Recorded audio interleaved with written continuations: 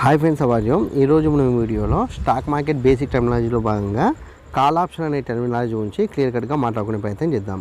ఇక కాల్ ఆప్షన్కి సంబంధించిన డెఫినేషన్ చూస్తే కనుక an option that is given to investor the right but not obligation to buy a particular stock at a specified price within a specified time period. దీనికి సంబంధించిన Telugu definition చూస్తే కనుక నిర్దిష్ట వ్యవధిలో నిర్దిష్ట స్టాక్ను నిర్దిష్ట ధరకు కొనుగోలు చేసే హక్కు పెట్టుబడిదారునికి ఇవ్వబడిన ఎంపిక.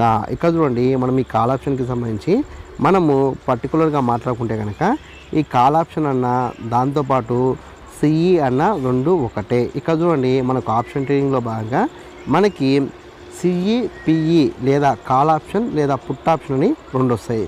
ఇక్కడ కాల్ ఆప్షన్ అంటే సిఈ అని అర్థం చేసుకోవచ్చు, అంటే రెండు ఒకే రకంగా ఉంటుంది. అదేవిధంగా పుట్ ఆప్షన్ అంటే పిఈ, ఈ రెండు ఒకటే. సో ఈ విషయాన్ని దృష్టిలో ఉంచుకొని అర్థం చేసుకునే ప్రయత్నం చేయండి. ఇక కాల్ ఆప్షన్ అంటే ఇక్కడ మీరు ఆప్షన్ ట్రేడింగ్ చేసేవారు ఎవరైనా సరే మార్కెట్ ఇండెక్స్ని చూసి అతనికి ఆ ఇండెక్స్ ఇంకా అప్ సైడ్ వెళ్తానని భావించినప్పుడు అతడు కాల్ ఆప్షన్ని బేస్ చేసుకొని ఆప్షన్ ట్రేడ్ చేసే ప్రయత్నం చేస్తాడు.